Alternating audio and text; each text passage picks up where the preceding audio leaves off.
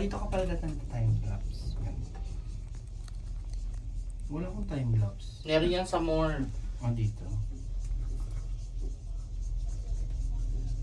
Meron yan. Video.